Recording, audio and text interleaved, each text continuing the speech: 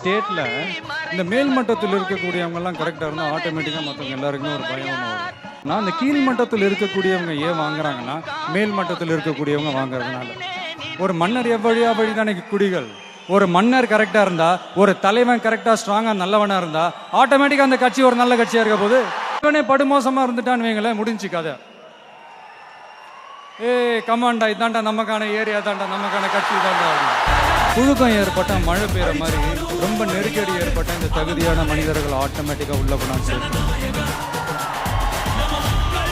அங்கே ஒருத்தன் கிளம்பி வருவான், அடிபட்டு நொந்து நூலாகி அவன் லீடரா மாறுவான்.